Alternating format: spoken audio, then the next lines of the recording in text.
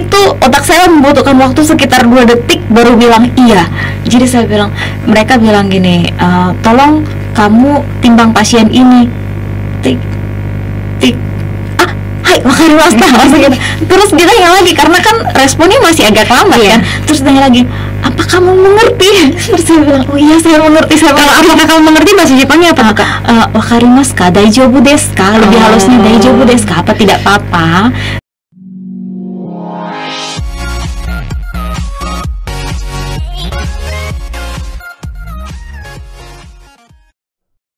Podcast bermutu dan berkualitas, podcast Citra Bangsa Bedana.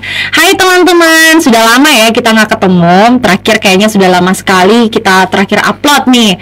Hari ini kembali lagi dengan tema alumni bercerita, alumni berbicara. Nah, kita kedatangan tamu spesial nih dari Jepang nih teman-teman. Jadi mohon maaf kalau nanti akan ada sedikit berbahasa Jepang ya teman-teman. Nanti akan ada translate di bawah. Oke Pak Riki? Oke, kita ketemu dengan Kak Sinta Rindu nih. Halo Kak. Apa kabar? Puji Tuhan baik.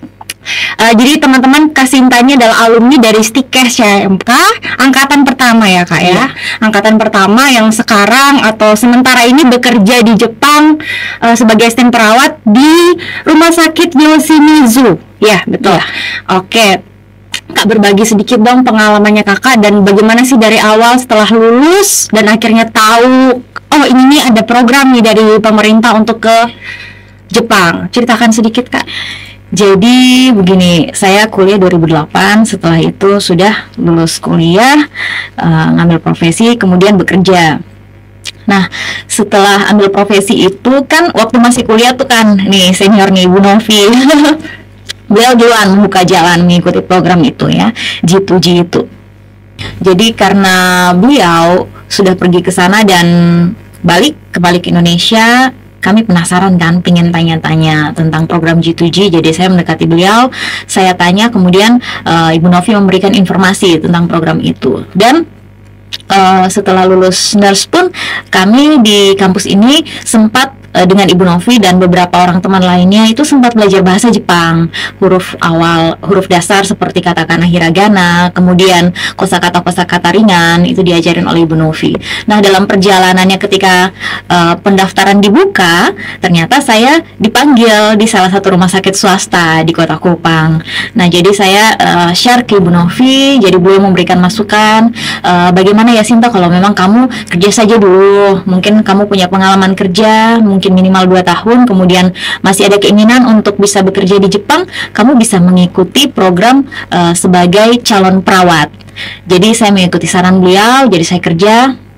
Nah, kemudian setelah 2 tahun itu dapat berita lagi kalau ternyata masih dibukakan angkatan berikutnya, angkatan kesekian program G2G ini. Jadi saya mencoba untuk mengikuti program itu, dan saya sering ke kampus ini untuk meminta banyak bantuan dari kampus, terutama Ibu Novi banyak sekali membantu untuk proses pendaftaran saya, pendaftaran administrasi ya.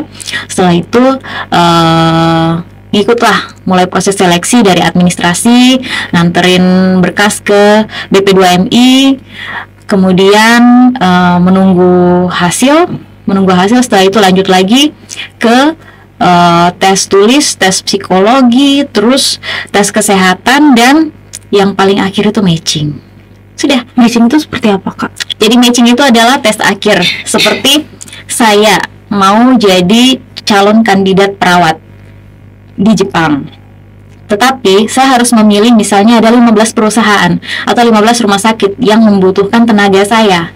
Jadi situ ditaruh dari 1 sampai 15. Di situ kami dikasih 10. Kami boleh memilih 10 di antara 15 rumah sakit yang ada.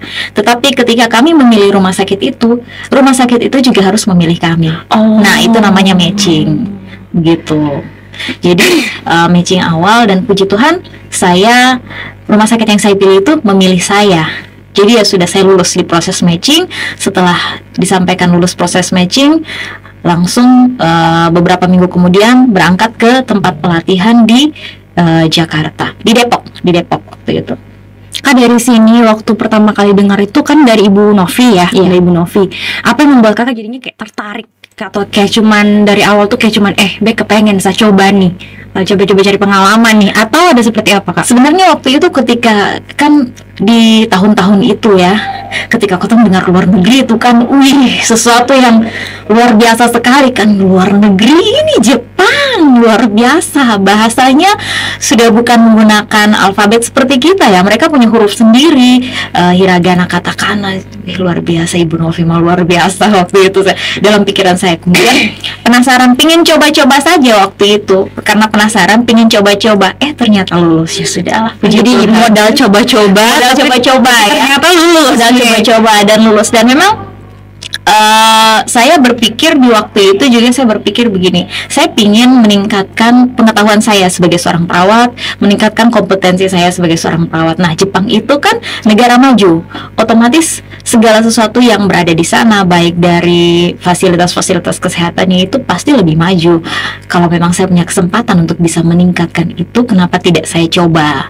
Nah, itu juga menjadi dasar pemikiran saya untuk mencoba mengikuti program G2G, apalagi kan gratis ya.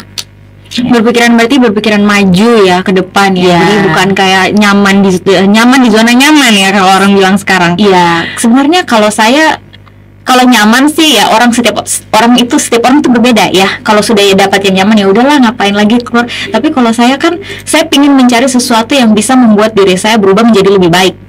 Gitu kalau saya. Itu yang paling penting sih. Ya, jadi memang mau dibilang nyaman tidak nyaman, kalau kita mau maju ya kita harus berani mengambil sesuatu yang tidak mau ya nyaman untuk mau tidak mau. Ya apa sih bahasanya seperti gitu. Mau suka tidak suka harus berani gitu.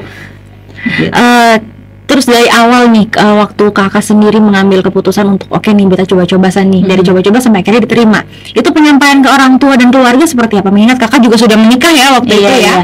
Jadi seperti ini.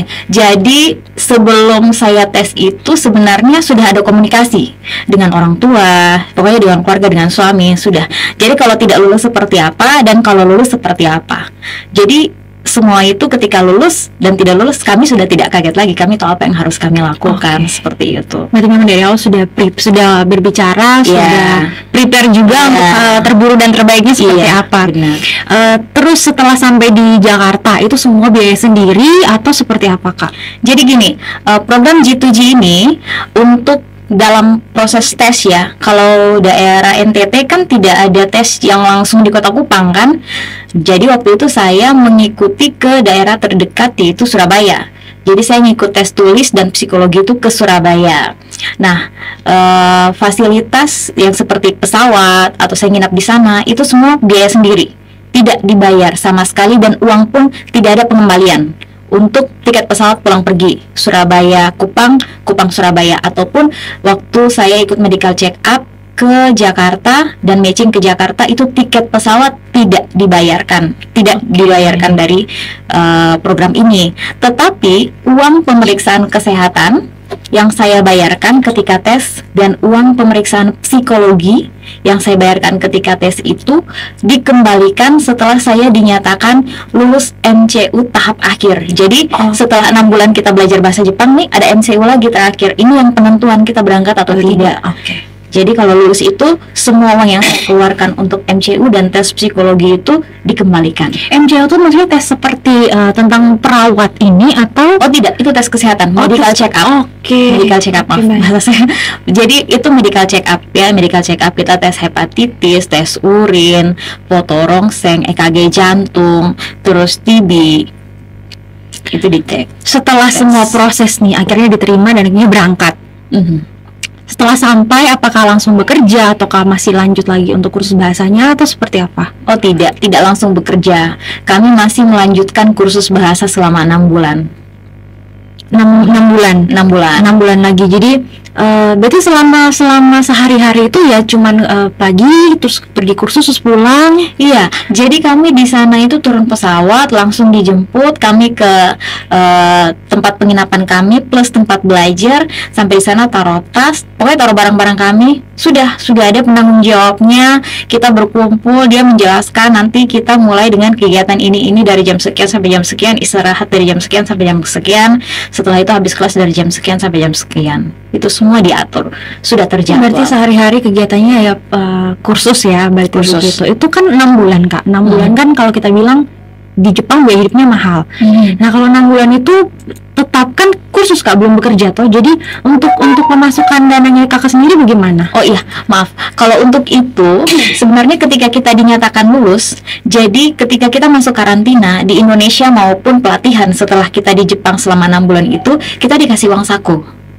Oke. Ya, kita dikasih uang saku, dan satu orang waktu itu kalau saya kurang lebih 4-5 juta sekitar itu per bulan ya, per bulan. Jadi kita benar-benar masuk pelatihan itu cuman bawa diri dan baju. Oh, Ya, buku semua dikasih dari sana. berarti makan minum pun semua Sudah sudah dikasih. difasilitasi. Itu tempat tinggalnya seperti di apartemen? Oh begitu, tidak. atau Kalau yang di Indonesia kita di asrama. Asrama di Depok itu apa ya? Ya P4TK. P4TK nama asramanya itu di Depok. setelah di sana? Setelah di sana kami seperti kayak di hotel yang memang ada di aulanya, ada fasilitas untuk digunakan untuk belajar yang bisa. Oh, jadi Digunakan untuk tempat belajar dan tempat tinggal dijadikan satu. Iya, gitu. dijadikan satu. Biar tidak, ya sudah tidak repot ya. Iya, tidak Mana kan bahasanya juga waktu itu masih belum sempurna. Belum. Sampai akhirnya Kakak mulai bekerja nih. Pengalaman pertama waktu bekerja, culture shocknya apa Kak? Waktu bekerja culture shocknya, wah mereka on time sekali. Jadi masuk dinas tuh kan dihitung jam 8:30. Perawat itu sudah ada 30 menit sebelumnya tuh sudah ada. Tidak ada yang terlambat dari itu. Jadi jam 8 itu semua sudah di ruangan. Sudah prepare, perawat yang dinas pagi itu sudah prepare. Oh ini pasiennya begini. Jadi sudah TTV sedikit udah Briefing lah tentang bahasanya TTV begitu ya. TTV ke pasien. Setelah itu nanti 8:30 pas kita kalau di sini namanya overan atau timbang terima. Oke. Nah, kalau orang Jepang itu kan terkenal ya selain dengan tepat waktu, mereka juga terkenal ketat. Maksudnya dalam pekerjaan itu A ya A, B ya B. Jadi kayak terstruktur sekali. Nah, itu Kakak dengan segala macam ya mungkin penyesuaian ya. Waktu itu bagaimana caranya Kakak biar beta bisa bertahan di sini, caranya ke mana nih? Beta harus apa yang Kakak tanamkan di Kakaknya pikiran biar beta bisa survive di sini? Jadi sebenarnya begini, awalnya itu belum ada sampai kepikiran untuk bisa survive atau bertahan ya. Intinya masuk dulu kerja selama 3 tahun. Nah, awalnya memang dengan ritme kerja yang seperti itu, dengan bahasa yang juga berbeda, memang kita belajar untuk mendengarkan ya. Kita belajar untuk mendengarkan, ada listening kalau bahasa Inggris, kalau bahasa Jepangnya chokai. Itu sangat berbeda. Jadi apa yang kotong dengar ketika kotong belajar dengan yang kotong dengar ketika dong omong langsung dengan kotong itu tuh sangat beda. Kalau belajar kan masih pelan-pelan pelafalan kata atau kalimatnya. Kalau ngomong langsung tuh beda. Ya langsung dicampur semua jadi satu gitu ya. Jadi apalagi kalau sibuk tuh lebih parah. Jadi kadang pernah satu kejadian, mereka tuh minta tolong saya untuk menimbang pasien. Pasien ini maksudnya pasien ditimbang berat badannya. Bayi atau memang pasien dewasa? Pasien dewasa. Jadi saya itu, otak saya membutuhkan waktu sekitar 2 detik baru bilang iya. Jadi saya bilang, mereka bilang gini, tolong kamu timbang pasien ini. Tik. Hai, makasih. Terus dia tanya lagi, karena kan responnya masih agak lambat kan. Terus tanya lagi, apa kamu mengerti? Terus saya bilang, oh iya saya mengerti. Apakah kamu mengerti bahasa Jepangnya apa tuh Kak? Wakarimasu ka? Daijoubu desu ka? Lebih halusnya daijoubu desu ka? Apa tidak apa-apa? Oh iya tidak apa-apa gitu. Berarti kayak kalau masuk tuh masih ada proses dulu, dipikirkan dulu, habis baru keluar gitu. Iya, itu kalau awal ada jeda begitu. Ada jeda. Jadi kayak otak tuh lagi cari, aduh ini kata maksudnya apa? Oh ini langsung, oh iya maksudnya ini. Lebih gampang mendengar langsung, mendengar masuk atau untuk ngomong keluar lebih gampang? Awalnya sih mendengar dulu, kita dengar, jadi pelan-pelan kita cerna. Nah setelah itu baru kita pelan-pelan ngomong juga kita tuh masih tidak selancar mereka ya, apalagi tidak selancar sekarang tidak selancar beta bicara sekarang seperti tadi, tidak, masih pelan-pelan, masih perkata. Tapi enaknya mereka mau menunggu untuk mendengarkan itu. Mereka mengerti dan kalau kita tidak paham, kita tanya, mereka akan berusaha menjelaskan sampai kita paham. Dan satu, kalau kerja dengan mereka, kalau kamu mengerti, bilang kamu mengerti. Kalau kamu tidak mengerti, bilang kamu tidak mengerti. Karena ketika kamu tidak mengerti dan kamu bilang mengerti, dan terjadi kesalahan ketika kamu mengerjakan itu akan menjadi sesuatu yang fatal dan kamu bisa tidak dipercaya oleh mereka. Iya, maksudnya kembali lagi kan ke kitanya, karena kita yang jawab mengerti, akhirnya orang tadi jawabnya mengerti. Sekarang kita mengerti ya. Kita harus langsung Tapi kenapa salah? Nah, selain itu ketika kita buat kesalahan kan terpaksa orang lain yang lebih paham dan lebih bisa akan mengerjakan pekerjaan kita atau menolong kita. Nah, kan menghabiskan waktu mereka. Gitu. Yang harusnya masalah yang bisa diselesaikan lebih cepat. Gitu. Itu berapa lama Kak kira-kira yang sampai waktu yang gak kebutuhkan untuk akhirnya bisa menyesuaikan dan akhirnya bisa ini besok ketemu nih dia punya fak di sini gitu. Jadi sebenarnya setiap orang tuh beda. Kalau beta sih 1 tahun lah, 1 tahun itu sudah lebih baik, 2 tahun lebih oke. Wah, sekarang mah mereka cuman dari ujung sana karena memang setiap hari kota yang sama, maksudnya kosakata yang sama juga digunakan dengan orang-orang yang sama juga. Jadi kita sudah memahami situasi kerjanya kan. Jadi 1 tahun lah untuk bisa memahami dengan bersih bahwa maksud dari perkataan mereka tuh ini. Tapi memang harus dengan berjalannya waktu kita juga harus aktif untuk bertanya, untuk ngobrol dengan mereka. Kalau kita juga diam ya akan lebih lama daripada itu. Sama saja kayak sudah di negerinya orang, terus kita kalau juga tidak ada kemauan untuk berbicara atau tanyalah, setidaknya tanya ya sudah sampai mati di situ aja kata bahasanya. Oke Kak, terus selama bekerja mungkin pengalaman-pengalaman yang mungkin Kakak rasa kok bisa, ternyata orang Jepang nih jahat atau kayak apa sih, sesuatu yang berkesan, boleh buruk, boleh baik, yang selama Kakak alami selama bekerja, awal-awal bekerja. Begini, mereka tuh benar-benar sepenuh hati bekerja dan melayani pasien itu sepenuh hati. Bukan berarti beta mengatakan bahwa yang di sini tidak seperti itu ya, bukan. Tapi yang beta lihat di sana tuh seperti itu. Mereka bisa anamnesa pasien tuh sambil pasiennya duduk di kursi, mereka sambil jongkok di lantai. Sambil jongkok, kamu sakit apa? Oh, kamu demam ya, sejak kapan? Kamu kurang minum air mungkin. Oh begitu, tunggu sebentar ya, nanti kami panggilkan namanya. Ada yang masih bisa saya bantu? Jadi tutur bahasanya, jadi ramah. Jadi membuat pasien juga kayak tenang, treat dengan enak begitu. Bahkan mungkin memang dunia kerja orang Jepang seperti itu ya. Kalau bukan cuma perawat, karena sensei saya waktu yang masih belajar di P4TK juga, yang orang Jepang ketika ngajarin kami juga begitu. Kami duduk dan ketika kami belum paham atau nilai kami turun, dia akan duduk di bawah sambil jongkok dan bertanya, ya Sintasa, bagian mana yang tidak kamu paham? Pelan-pelan seperti itu. Jadi saya bilang, wah ini orang Jepang memang mereka benar-benar kalau bekerja itu seluruh jiwa dan raga tuh memang 100% untuk kerja, berusaha untuk apa yang mereka kerjakan itu berhasil 100% tanpa lecet begitu. Saya dulu sendiri juga pernah punya atasan orang Jepang, karena kebetulan dulu pernah bekerja di Timor Leste, tapi atasannya kebetulan atasan-atasannya orang Jepang, ada 2 orang. Itu memang karena saya kan tidak bisa berbahasa Jepang, jadi komunikasi dengan pakai bahasa Inggris. Nah itu komunikasi di email enak, cuman waktu lewat telepon, waktu kami mungkin kurang connect gimana gitu. Dia kayak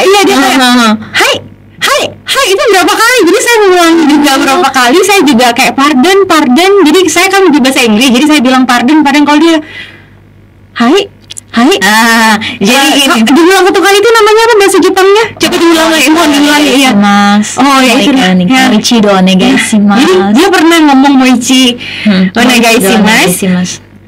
Saya tidak mengerti kan. Jadi saya tanya lagi, pardon, kayak repeat what you say gitu. Jadi memang itu kebetulan mereka umurnya sudah agak di atas, sudah sekitar 60-an. bapak-bapak, tapi memang ramah sekali. Iya, jadi sebenarnya kalau untuk pelafalan dalam bahasa Jepang itu memang kalau kata yang diserap dari bahasa asing seperti bahasa Inggris tuh memang kalau kita yang menggunakan alfabet itu mendengarkan mereka berbicara itu tidak semuanya ya, memang tidak semua orang Jepang, tapi kadang-kadang ada yang memang tidak sesuai dengan apa yang pelafalan kita. Tidak sama dengan pelafalan kita, karena yang mereka pelajari itu bukan alfabet, tetapi yang mereka pelajari di Jepang itu adalah hiragana dan katakana, yang dimana bunyinya itu huruf mati konsonan harus digabung dengan vokal, jadi dia tidak berdiri sendiri. Ya, jadi huruf vokal a, i, u, e, o. Nah, konsonan misalnya b itu selalu digabung dengan huruf vokal, jadi menjadi babi, bu, bebo, caci, cuci, cu. Oh iya, saya dulu pernah belajar tapi di SMA itu nani, neno. Tapi mereka kayak tidak ada ra kan tidak ada ya? Tidak ada.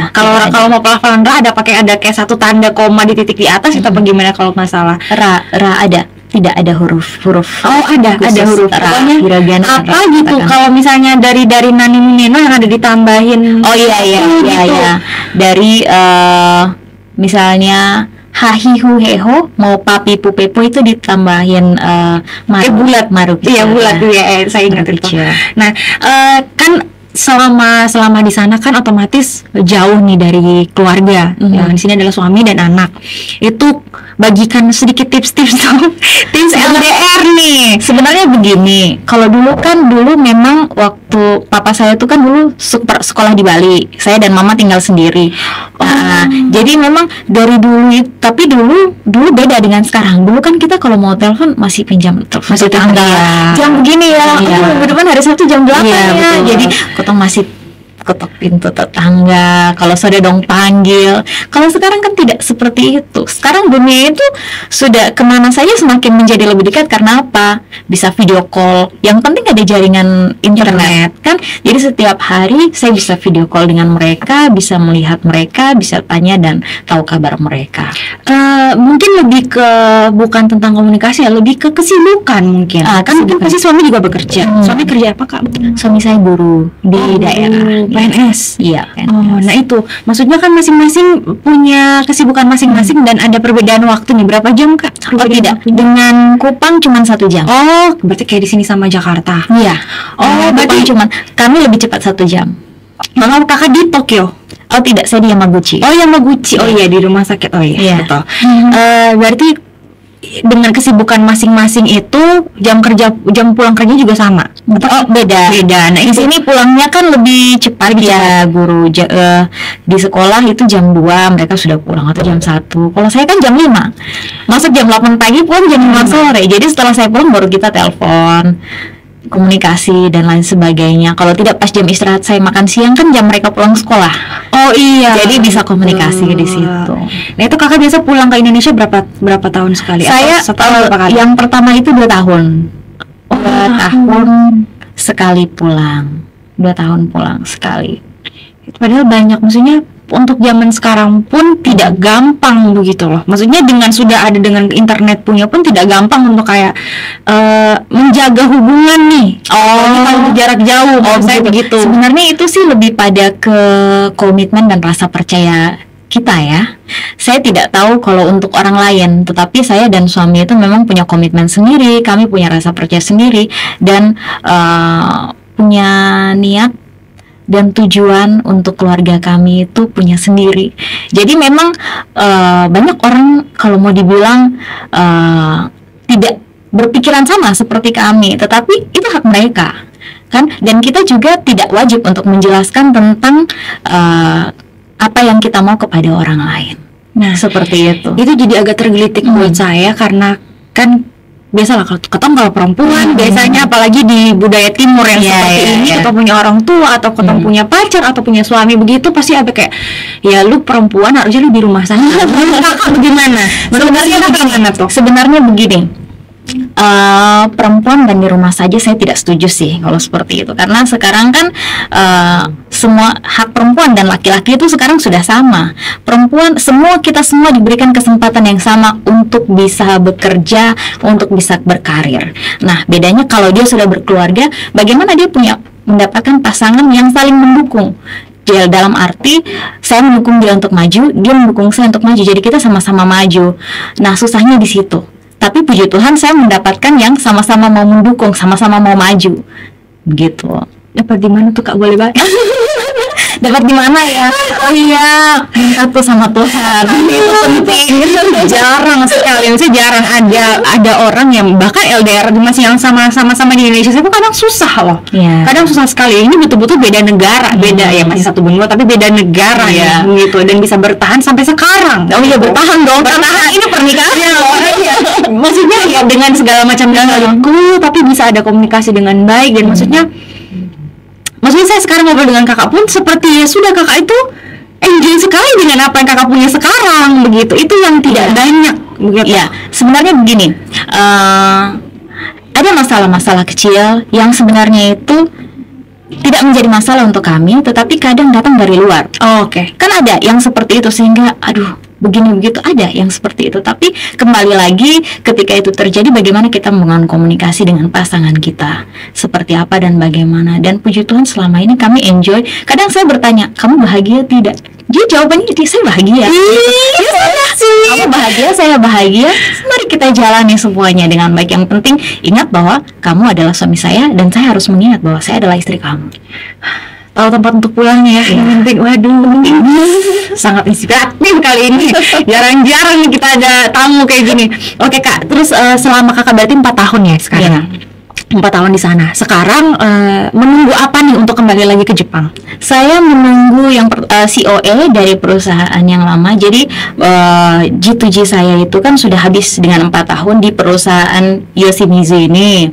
Kemudian puji Tuhan mereka masih membutuhkan tenaga, sehingga saya bilang oke, saya lanjut untuk Toko Tegino. Jadi saya harus membutuhkan COE dari mereka untuk apply visa. Oh, berarti sekarang nunggu CEO-nya dari mereka. Iya. Baru kirimkan ke Kasinta, baru Kasinta apply lagi ke pemerintah. Iya. Jadi itu kan harus ada perusahaan. Kita kalau mengikuti Toko Tegino itu sudah program mandiri. Jadi kita urus sendiri. Nah, karena saya sudah mendapatkan perusahaan di Jepang, jadi saya menunggu COE dari mereka. Jadi surat Untuk G2G-nya sendiri ini Kak, per 4 tahun itu selesai atau kontraknya seperti apa kalau jadi G2G? Kontrak G2G itu seperti ini. Kontrak G2G itu adalah pengiriman calon perawat dengan calon perawat lansia. Di sini baru calon ya. Nah, setelah kita sampai di sana, kita bekerja sambil belajar untuk mengikuti ujian kompetensi keperawatan Jepang. Ujian kompetensi keperawatan Jepang ataupun ujian kompetensi keperawatan untuk lansia. Itu diikuti. Nah, kalau kami yang perawat, setiap tahun itu diberikan kesempatan untuk ikut baik ujian nasional ataupun ujian provinsi. Tetapi teman-teman perawat lansia diberikan kesempatan itu cuma 1 kali, karena memang jumlah soalnya kami pun berbeda, waktu ujian kami pun berbeda, begitu. Jadi setiap tahun mengikuti. Kalau sudah lulus ujian kompetensi ini, visa kita sudah berubah, bisa 5 tahun sekali, dan masih tetap masuk program EPA, masih terdaftar program EPA, tapi kita sudah lulus untuk perawat. Jadi kita bisa tinggal di sana sampai kapanpun kita mau. Oh, berarti selama ini kalau yang sebelum lulus ujian itu berarti kemarin cuma 4 tahun. Iya, habis kontrak. Sebenarnya 3 tahun. Tetapi kalau ini kebijakan dari rumah sakit ya, tidak bisa bilang kebijakan G2G, tidak, kebijakan dari rumah sakit. Kembali instansinya masing-masing. Kalau rumah sakitnya bersedia untuk memperpanjang atau memberikan kesempatan 1 tahun untuk bisa mengikuti ujian lagi di tahun depan, maka dia menjadi 4 tahun. Tapi biasanya pertimbangan rumah sakit itu yang pertama mereka mempertimbangkan nilai. Kalau nilainya mendekati standar nilai kelulusan, maka diperpanjang. Tapi kalau tidak mendekati standar nilai kelulusan, maka tidak diperpanjang. Berarti selama 3 tahun di sana tuh tiap tahun tetap ada tes itu yang menentukan kita tetap tinggal di situ, atau memang 3 tahun itu Bukan full? tetap tinggal, bukan menentukan tetap tinggal. Jadi tes ujian kompetensi keperawatan itu tujuannya adalah untuk kita mendapatkan lisensi keperawatan, lisensi perawat Jepang. Jadi ketika kita lulus ujian kompetensi perawat Jepang, kita dapat tuh RN Jepang. Jadi Nah, tidak lagi menjadi asisten, iya, tapi sudah menjadi perawat yang memang sudah ada register nurse-nya di Jepang. Jadi kita jadi perawat Jepang. Nah, setelah kita pegang RN Jepang itu, sudah visa kita itu sudah berubah, sudah menjadi 5 tahun baru kita apply, atau 3 tahun baru kita apply. Kalau untuk itu lebih terperincinya saya belum tahu sampai ke situ. Nah, saya ini kan orang awam, maksudnya tidak terlalu familiar dengan dunia kesehatan. Bedanya asisten perawat dengan perawat itu apa sih, Kak? Jadi job desk-nya seperti apa? Job desk-nya kalau perawat itu dia nyuntik segala tindakan, ya misalnya nyuntik, masukin NGT, kemudian memberikan obat, itu semua perawat. Itu Berarti semua perawat. kalau- Tapi asisten perawat itu kita mendampingi dan membantu mereka. Kadang gini, job desk-nya memang seperti itu, memberikan obat, bagi obat. Tapi kadang kan kalau sudah dibagikan pasiennya, kita lagi kasih makan pasiennya, dikasih ke kita, kamu tolong ya ini. Yang penting kita double check. Oh iya, ini begini ya, siang jam 12. Oke. Pada saat mau kasih, kita lihat lagi namanya di name-tag-nya, di Dietnya seperti apa? Bukan diet, nama. Cek nama, cek nomor RM, tanya lagi dia, ini ya obat kamu. Kadang pasien itu lebih hafal obat-obat mereka dibandingkan kita. Soalnya kan, mungkin kalau kakak kan pegang orang banyak nih, Iya. tidak mungkin hafal satu-satu. Kayak biasa saya nonton di drakor ya. Saya nonton di drakor, pokoknya di drama-drama tuh, kalau misalnya nih ada saat genting di mana perawat tidak ada tersedia di situ, cuman ada kakak sebagai asisten perawat dan harus melakukan tindakan. Contoh seperti memasukkan yang itunya harus diangkat terus dimasukkan ventilator, itu seperti apa? Diperbolehkan? Tidak. Sama sekali tidak boleh. Saya di rumah sakit. Jadi rumah sakit yang mempekerjakan kami juga ada di situ. Tidak ada yang bilang tidak ada perawat. Rumah sakit pasti ada perawat. Jadi kalau misalnya ada saat genting seperti itu, kita pencet bel saja. Kalau tidak, panggil perawatnya. Panggil, mereka pasti datang. Apalagi kalau sudah saat genting ya, Iya, kita mau pasti tidak datang. mau. Karena tidak bisa. Karena kalau kita membantu dan something Salah, happen, iya. kita salah. Langsung Iya. tuh deportasi pulang ke Indonesia. Wow, kan? Jepang tuh ketat loh. Jadi jangan macam-macam. Tapi kan kakak sekarang sudah 4 tahun. Apa sih membuat kakak belum ikut ujian kompetensi? Saya sudah ikut. Oh, sudah ikut. Sudah ikut ujian kompetensi Oke. setiap tahun dan belum lulus. Oh, jadi sudah ikut tapi memang belum lulus. belum lulus. Kemarin 3 tahun ikut pertama, nilainya mendekati, jadi dikasih kesempatan 1 tahun lagi. Ternyata yang terakhir 4 tahun juga masih belum. Jadi ya sudahlah. Nah, ini kan mau perpanjang. Apakah mereka juga memperhatikan? Jadi kayak nilainya kakak yang terakhir itu diperhatikan, atau untuk diperpanjang ini cuman karena mereka juga masih butuh saja, masih butuh tenaga? Secara terperinci saya tidak tahu. Tetapi alasan saya memperpanjang mengikuti Tokute Gino adalah karena yang pertama, saya masih punya hak untuk bisa mengikuti ujian kompetensi perawat. Karena saya dari G2G dan di sana sebagai Kangoshi Kohosha. Jadi anggap situ saya sudah belajar tuh. Jadi saya masih punya kesempatan kalau ikut Tokute Gino pun setiap tahun saya masih bisa punya kesempatan untuk Tidak ada ikut batasan ujian waktu. itu. Tidak ada batasan waktu. Oh, Bahkan yang tahun terakhir yang ikut ujian bersama saya itu adalah ibu-ibu usia 45 tahun. kakak usia berapa emang sekarang? Saya berapa ya? 32? Ya pokoknya sekitaran Segitu gitu lah lah ya. Orang sensitif ya kalau umur ya. Oke kak, yang menarik adalah tentang ujian kompetensi itu tadi. Maksudnya sesusah apa sih sampai kakak sudah 4 kali ya berarti? Mungkin itu saya sudah 4 kali tapi belum lulus. Ada yang 10 kali baru lulus, ada yang 8 kali baru lulus, tapi ada juga yang 2 kali lulus, ada juga yang 3 kali lulus. Nah, itu susah Ada apa juga. sebenarnya? Kalau untuk saya, yang pertama susahnya itu bahan ajar. Sebenarnya gini, kalau untuk penyakit, anatomi, fisiologi itu sama semua pembelajarannya dengan yang ada di Indonesia, hanya beda bahasanya. Akan tetapi yang menjadi berat adalah di dalam ujian kompetensi keperawatan Jepang itu mereka memasukkan sistem asuransi Jepang. Nah, sistem asuransi Jepang itu rumit. Pembagiannya itu banyak sekali, mulai dari 40 tahun ke bawah, 40 tahun sampai 60 tahun, Kategorinya masing-masing. Oke. Setelah itu sistem, bukan hanya sistem asuransi, berapa besar bayarnya, kemudian bagian mana-mana saja yang memegang orang-orang dengan usia begini dia masuk kemana, ada home care, ada panti jompo, saat yang mana dia ke home care, saat yang mana dia ke panti jompo, itu tuh semua dibagi. Pusing ya.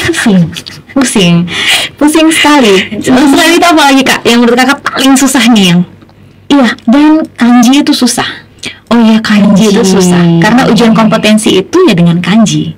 Jadi anak-anak APA itu ketika dibagi soal ujian kompetensi itu ada soal yang memang hanya kanji saja, ada soal yang ada kanji dengan rubiknya. Rubik itu adalah ada tulisan kecil di atas huruf hiragana dan huruf katakana. Perbedaannya maksudnya cara bacanya sama, cuman penulisannya saja yang berbeda begitu atau seperti apa? Kalau kanji perbedaan kanji dan katakana hiragana nih. Jadi katakana dan hiragana itu digunakan untuk membaca kanji. Jadi kanji misalnya kanji air kan digambar tuh kanjinya. Iya, mizu atau sui. Bisa dibaca mizu, bisa dibaca sui.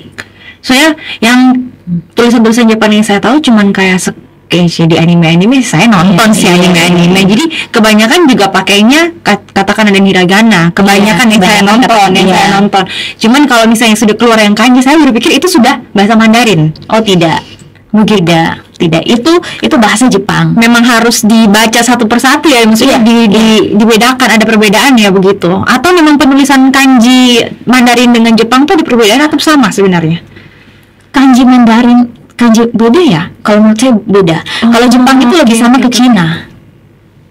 Jepang itu kanjinya lebih sama ke Cina. Gitu. Mandarin kan Cina tuh Kak. Oh ya? Mandarin Cina. Mandarin kan Cina. Bahasa Mandarin Cina ya? Saya kira Cina itu. Kalau Cina oke, sama bisa. Kanjinya boleh sama, tapi cara bacanya beda. Berarti bunyinya beda, tapi nanti artinya juga sudah berbeda gitu. Iya, bisa jadi begitu. Bisa jadi begitu karena saya tidak belajar bahasa Cina. Kami di situ ketika belajar kanji hanya dikasih tahu bahwa ini ada bacaan onyomi, kunyomi, bacaan Jepang dan bacaan Cina. Kalau bacaan Jepang bunyinya begini, artinya ini. Kalau bacaan Cina bunyinya begini. Tapi untuk sampai yang artinya saya tidak tahu pasti apakah artinya bisa sama ataukah tidak. Terus selama 4 tahun Kak di sana, makanan, minuman, budaya yang buat Kakak akhirnya kasih tuh kaget nih, aduh makanan buat bikin perut sakit begitu. ada pernah tidak? Jadi saya gini, makanan Jepang itu hambar. Kalau ketempung lidah kan lebih merasa pingin yang rempah-rempah. Ya, mereka tidak, mereka hambar. Kalau kamu pingin garam, kamu tambahkan garam sendiri dan manis. Itu Jepang. Manis kayak yakiniku gitu-gitu manis kan? Manis ya, manis. Yakiniku itu manis. Itu awal-awal bosan tidak?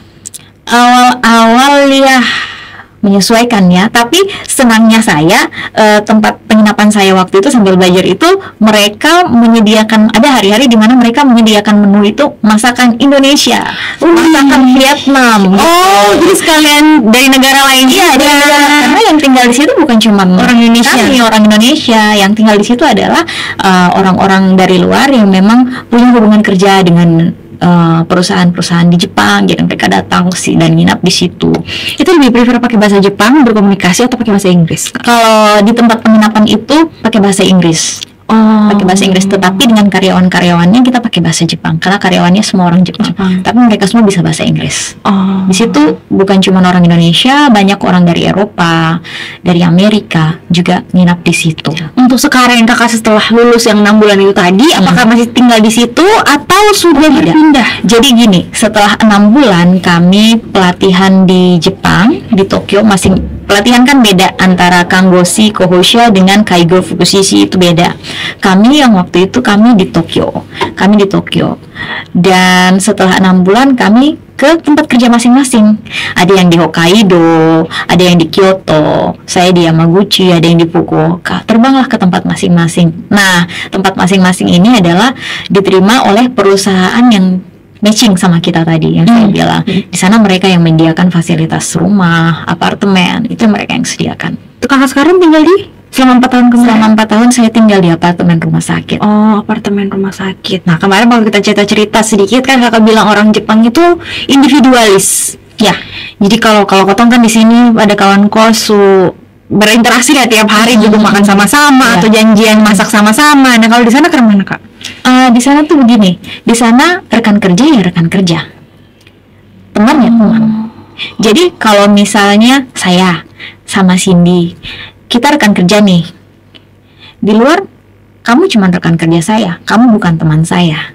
Wih, Ya, jadi rekan kerja itu berbeda dengan teman. Teman itu berbeda dengan keluarga. Begitu orang Jepang. ini kayaknya salah satu culture shock juga sebenarnya. Iya, iya. Jadi ada teman senior saya, dia kerja di rumah sakit. Kepala ruangannya tuh bilang gini, saya adalah rekan kerja kalian. Tetapi di luar, tetap saya adalah rekan kerja kalian.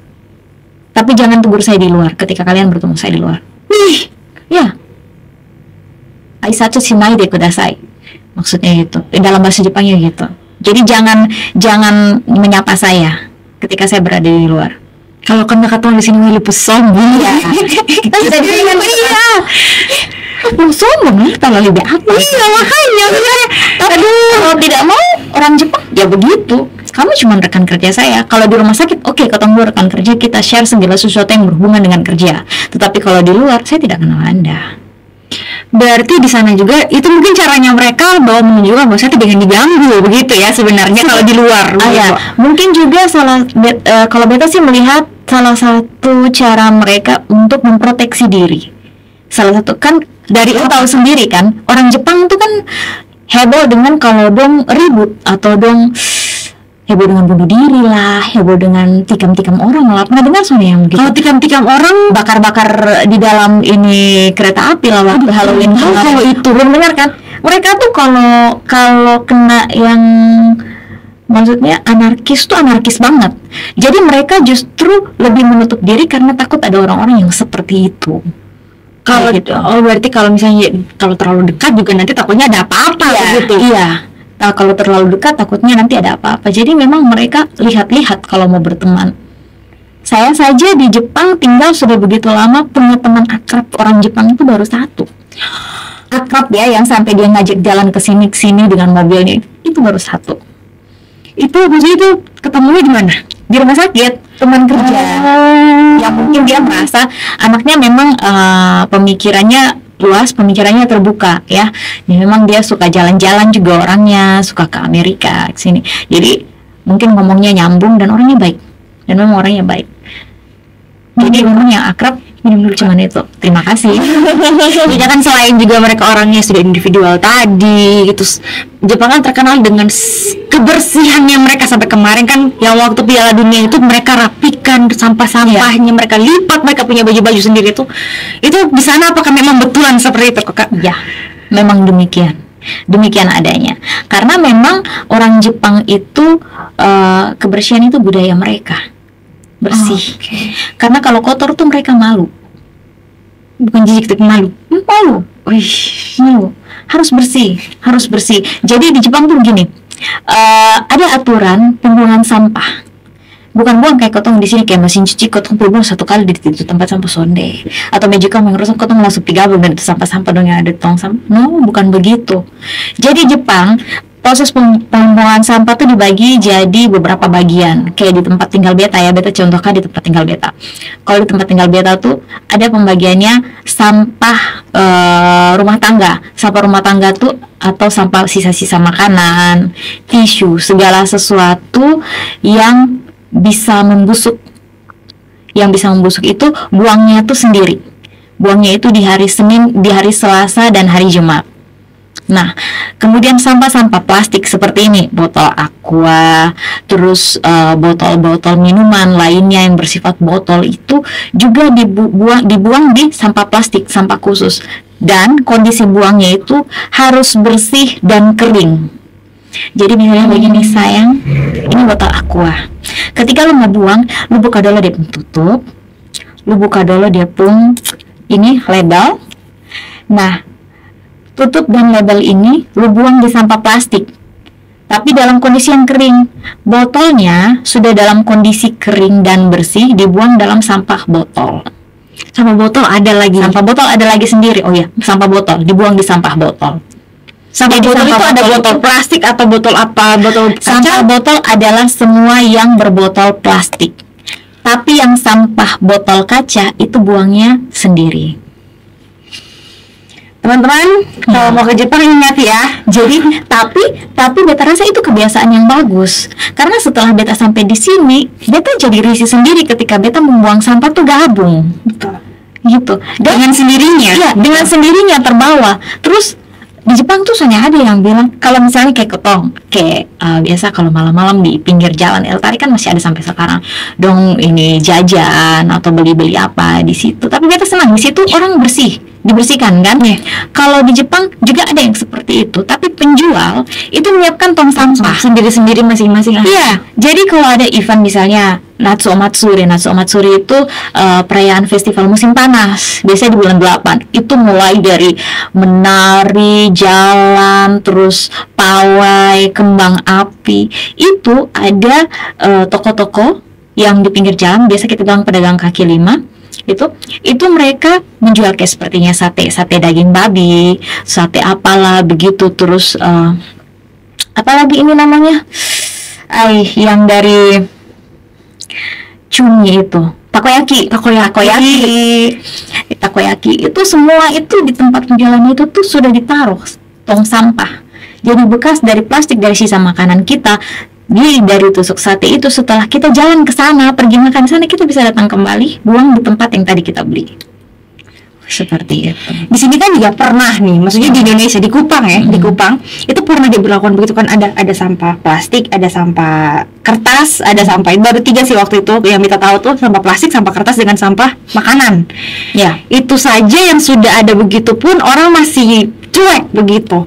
Nah di Jepang itu maksudnya ada soalnya yang kayak mungkin anak kecil begitu yang soalnya tahu atau mungkin belum tahu ini sampai yang mana mereka buang sembarang begitu. Kalau di Jepang untuk bilang anak dong sulati anak dari kecil. Memang beda. Jadi memang proses pembentukan untuk taat terhadap aturan kepada masyarakat Jepang itu dimulai dari proses dia kecil Dari rumah ya. Kenapa beta berani ngomong begini? Karena ketika beta pelatihan di Jepang itu beta dikasih kesempatan, beta dan teman-teman waktu itu dikasih kesempatan untuk pergi ke Shogako-nya Jepang. Shogako itu sekolah dasar. Sekolah dasar Jepang. Jadi di sana mulai dari kelas 1 sampai kelas 4 itu anak-anak belajar etika. Mereka tidak belajar pelajaran IPA, matematika, bahasa, tidak. Mereka belajar etika, tata krama. Bagaimana engkau cara menyapa orang, bagaimana cara engkau menghormati orang, bagaimana sesuatu yang baik dan benar. Begitu. Jadi memang tidak heran kalau memang kita lihat Jepang negara aman, bersih. Tidak heran karena mereka mendidik masyarakat mereka itu dari bangku SD. Terus anak-anak Jepang itu ya, waktu itu kejadian mereka tuh kan masuk ke aula, ngumpul di situ. Jadi setelah ngumpul semuanya duduk berdasarkan kelas, sudah kami berdiri di depan. Gurunya mereka jalan dari samping berdiri di depan. Ketika guru mereka sudah berdiri di depan, tanpa berbicara apapun, guru itu, anak-anaknya langsung diam. Jadi kalau guru sudah berdiri di depan aula dan mereka sudah lihat, sudah diam. Yang tadi sibuk-sibuk ngakak-ngakak sudah diam. Apapun itu pembicaraannya diam. Diam. Kenapa? Karena guru mereka di depan. Itu orang yang harus kamu hormati, guru kamu. Jadi diam. Berbicara tentang aman ya. Tadi kan kakak sempat singgung tentang ada yang mereka bakar-bakar di dalam itu stasiun ya, stasiun atau kereta tadi tuh. Di dalam kereta. Di dalam kereta. Nah itu tadi ternyata masih ada juga sepersekian orang yang memang tidak mengikuti aturan ya begitu. Sebenarnya begini, kalau mau dibilang bukan mereka tidak mengikuti aturan. Sebenarnya orang-orang seperti itu yang misalnya orang Jepang menikam orang sembarang, orang Jepang bakar-bakar dalam kereta atau apa. Sebenarnya itu lebih kepada mereka tuh sakit secara psikis. Lebih ke situ. Orang Jepang kalau sakit ya paling psikisnya terganggu. Kalau mereka sudah seperti itu ya itulah kadang yang mereka lakukan, atau mereka marah terhadap sesuatu, mereka merasa pemerintah tidak adil. Kadang tindakan mereka tuh seanarkis itu, bukan tidak berkelompok ya, individual. Iya, individual mereka lakukan. Jepang itu sering ada demo-demo tidak sih Kak? Yang saya lihat di berita ada demo-demo, tetapi tidak, bagaimana ya, saya juga jarang melihat itu, tapi ada. Tapi malah dibandingkan dengan orang yang bergerak secara individual itu malah lebih menakutkan ya begitu, karena mungkin mereka sakit secara psikis gitu. Terus ya sekarang yang jadi yang jadi pertanyaan buat beta adalah, kan dari kecil sudah diajarkan etika segala macam tata krama dalam bersosial begitu, sampai akhirnya banyak juga yang ternyata Jepang kan terkenal sekali dengan namanya bunuh diri. Itu kan jadinya seperti seperti bumerang begitu loh, dengan apa yang diajarkan dengan ternyata dampaknya begitu. Sebenarnya gini, lingkungan sosial di masyarakat Jepang tuh kan tidak, maksudnya ada orang-orang yang juga kita dengar pembulian. Ya, itu juga banyak di Jepang. Itu juga banyak. Nah, mungkin orang ini tidak kuat dari mentalnya, dia tidak kuat untuk menghadapi itu, sehingga dia merasa bahwa sudahlah, saya bunuh diri saja. Atau mungkin dia menghadapi masalah seperti masalah keuangan yang sudah memang tidak bisa dihadapi. Ya sudah, pilihan terakhirnya adalah bunuh diri saya saja. Jadi ada hutan, sorry Kak saya potong, sampai ada hutan yang khusus untuk orang-orang bunuh diri. Dan banyak sekali itu dari segala macam penjuru dunia pergi ke itu hutan, yang memang benar ada ketemu ada orang tergantung-tergantung. Ya, sisa-sisa tali-tali gantungan itu ada. Memang ada demikian di Jepang. Karena mereka kan misalnya budaya malu, misalnya dia tidak sukses atau dia korupsi atau gimana, mereka pergi gantung diri di itu hutan. Harga diri ya, kalau harga diri mereka. Kalau pernah dengar, beta tuh pernah dengar kalau tidak salah di beta searching ya di internet, ada orang Jepang yang dulu menumpang kapal Titanic, dan dia itu laki-laki. Waktu itu kan Sukochi Titanic kan hanya untuk perempuan. Ternyata dia melarikan diri dari situ. Waktu itu dia pulang, dia sampai di negaranya, dia dikucilkan oleh seluruh masyarakat. Kenapa? Karena kamu bikin malu orang Jepang. Seharusnya kamu mati di sana dengan para laki-laki lainnya. Tapi kenapa kamu melarikan diri? Tapi di zaman sekarang ini keluarganya diangkat, namanya menjadi wangi. Kenapa? Karena tanpa dia yang terselamatkan, siapa yang mau menceritakan tentang proses Titanic ini? Betul. Tidak ada kan? Betul. Ya. Maksudnya yang selama ini Jepang yang ketat selama ini yang kita tahu adalah di cerita-cerita tentang perang, tentang ya samurai-samurai. Mereka lebih baik mati harakiri, mati bunuh diri daripada harus mati ditangkap sama lawan gitu. Itu ternyata memang betul-betul sampai sekarang pun ternyata kurang lebih juga banyak cerita-cerita yang seperti itu begitu loh.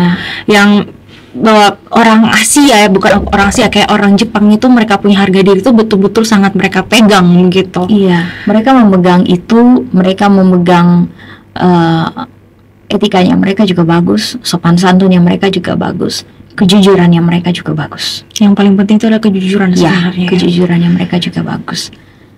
Ya, menyenangkan lah. Tapi memang namanya juga manusia, tidak menutup kemungkinan bahwa di balik semuanya itu tidak ada minusnya, pasti ada. Berarti yang membuat Kak Sinta selama ini betah di sana adalah dengan dia segala macam hiruk pikuk yang ada di sana, yang plus negatifnya itu. Ya, saya betah di sana. Yang pertama, saya nyaman dengan tempat kerja saya. Karena tidak semua orang bekerja di Jepang itu bisa nyaman dengan tempat kerja mereka gitu. Kalau saya sejauh ini saya merasa bahwa tempat kerja saya menerima saya dengan baik dan memperlakukan saya dengan baik. Karena dari yang saya dengar dari teman-teman saya itu jauh berbeda dengan kondisi yang saya dapatkan di tempat saya. Ya, jadi saya ada yang tidak sesuai dengan apa yang mereka pikirkan. Kadang rekan kerjanya mungkin ada yang tidak terlalu nyaman untuk mereka, sehingga mereka kadang-kadang tidak mau melanjutkan kontrak, memilih untuk pulang. Kalau Yang itu seperti itu. dipengaruhi dari sistem perusahaannya, sistem rumah sakitnya, atau memang kembali lagi ke individualnya masing-masing? Sebenarnya banyak faktor. Ada juga yang sistem perusahaannya, ada juga yang individual, Oke. Lanjut Kak Molly. Ya, jadi sebenarnya dari kita sih. Jadi sebenarnya sebelum kita memilih perusahaan itu, kita lihat baik-baik dengan apa yang kita perlukan ketika bekerja di situ.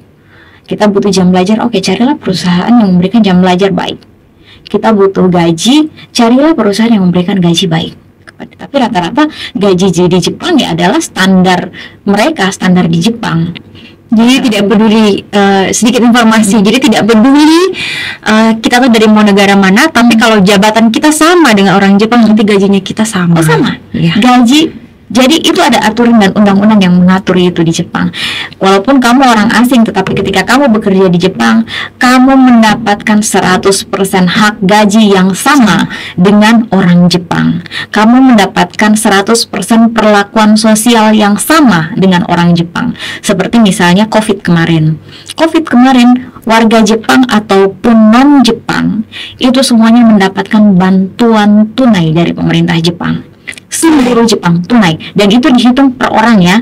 Jadi misalnya saya dan anak saya dan suami saya, berarti masing-masing itu dapat. Ada range umur Kak? Tidak ada range umur. Jadi penentuan nominal itu sudah umum begitu? Secara umum itu dikasih, satu kali dikasih, dan kemudian dengan berjalannya waktu 1 tahun, 2 tahun kemudian dilihat dari tingkat kasus tertinggi dalam satu prefektur atau satu provinsi, maka pemerintah dari provinsi tersebut buat kebijakan khusus, misalnya dikasih lagi nih bantuan sebesar sekian. Itu aja. Terakhir nih Kak, dari semua pengalaman yang Kakak punya di orang Jepang nih, kira-kira apa nih yang kira-kira bisa Kakak bagikan atau Kakak sampaikan untuk ngajak kita punya teman-teman di sini masih sama saya UCB tentunya untuk ayo ikut ini program ke Jepang nih, begitu. Oke. Yang pertama, beta cuma mau kasih tahu teman-teman orang NTT bahwa sebenarnya di luar sana bukan cuma Jepang ya, banyak sekali lapangan kerja yang bisa kita dapatkan dengan gaji yang di atas daripada gaji yang kita dapatkan di NTT. Tapi itu tadi tergantung bagaimana keinginan kita untuk bisa membuka wawasan kita menjadi lebih luas, tergantung bagaimana kita untuk bisa membuka diri, menerima bahwa dunia ini bukan cuma tentang NTT saja atau tentang Kupang saja, tetapi luas. Maka himbauan saya untuk teman-teman yang masih muda dan terutama nih belum berkeluarga, masih single, masih muda, wah banyak sekali sekarang kesempatan yang dibuka oleh negara-negara dari luar seperti Jerman mungkin, kemudian Jepang. Itu mereka membuka banyak sekali tenaga-tenaga yang dibutuhkan, mungkin dari perhotelan ataupun perikanan ataupun keperawatan. Itu banyak sekali yang dibuka, tinggal bagaimana dari kitanya ingin mencari tahu. Ini yang sudah menikah saja masih mau loh teman-teman, dan sudah punya anak saja masih mau untuk lebih berkembang lagi. Kenapa kita tidak? Bikin harusnya malu guys. Sebenarnya dari diri kita tidak bisa memaksa ya, kita tidak bisa memaksa, dari diri kalian sendiri saja. Kalau memang passion kalian adalah pingin nih sesuatu yang baru, pingin mencoba sesuatu yang lebih menantang, wah bisa tuh larinya ke situ. Tapi kalau memang passionnya kalian adalah saya sudah nyaman di sini, itu pilihan sih sebenarnya, Jadi saya di sini karena saya sudah bekerja di sana, saya menyampaikan apa yang menjadi pengalaman saya dan apa yang saya dapatkan ketika saya bekerja di sana. Saya pikir hal yang positif patut untuk saya bagikan dan patut untuk saya informasikan kepada teman-teman sekalian. Kalau memang teman-teman pingin untuk memiliki atau berjiwa apa ya orang bilang, berjiwa besar atau apa sih? berjiwa apa ya? Apa ya namanya? Lupa nih. Ini kosakata bahasa Indonesia ini udah campur ya. Pokoknya itulah, kalau pingin untuk mencari tahu sesuatu hal yang lebih baru, ya boleh mencoba. Segala sesuatunya itu dimulai dari diri sendiri. Ya kalau bukan sekarang, kapan lagi kan? Kalau hanya mau aduh tunggu takut ini, iya keburu yang lain udah duluan. Ini ketemu Indonesia belum pernah ketemu menteri, guys. Ini saya sudah ketemu menteri. Oh iya, kemarin menteri kesehatan bukan ya? Menteri kesehatan RI waktu itu masih menjabat sebagai menteri kesehatan RI, dengan yang sekarang ketua DPRD Ibu Puan Maharani. Waktu itu kebetulan waktu saya pelatihan di Tokyo bertemu dengan beliau, sehingga saya membuat tag video waktu saya naikin. Saya ini mantan penyiar juga ini. Saya naikin di Instagramnya khususnya untuk anak-anak NTT, dan beliau menyebutkan itu. Tapi ya mungkin waktu itu belum terlalu ini ya, internet belum terlalu selancar sekarang. Semoga sekarang bisa semakin baik informasi yang didapatkan, semakin banyak informasi yang kumpulkan. Jangan cuma digunakan untuk TikTok, jangan cuma digunakan untuk main Instagram, sesuatu yang tidak penting. Sebenarnya media itu adalah memfasilitasi kita, bisa positif, bisa negatif. Jadi sebaiknya digunakan untuk hal-hal positif. Saya pikir itu bisa membuat kita menjadi lebih baik di masa depan. Oke. Terima kasih banyak Kak Sinta. Aduh, rasanya tuh ini sekarang saya tidak sadar kalau waktu sudah berjalan begitu lama. Rasanya tidak cukup kalau ngobrol dengan Kak Sinta, karena begitu banyak pengalaman yang saya pengen tahu gitu yang ada di Jepang itu seperti apa, kan mungkin kita belum pernah ke Jepang begitu ya. Oke Kak, mungkin Kakak tutup pakai bahasa Jepang. Sampai jumpa nanti tuh bahasa Jepangnya apa Kak? Mata atau deh. Itu formal atau informal? Itu informal. Oke. Berarti apa Kak? Silakan Kak. Oke, minasan ojikan arigatou gozaimashita. Mata atau deh aimashou. Oke, sampai jumpa teman-teman. Podcast bermutu dan berkualitas, podcast Citra Bangsa. Bedana. Bye.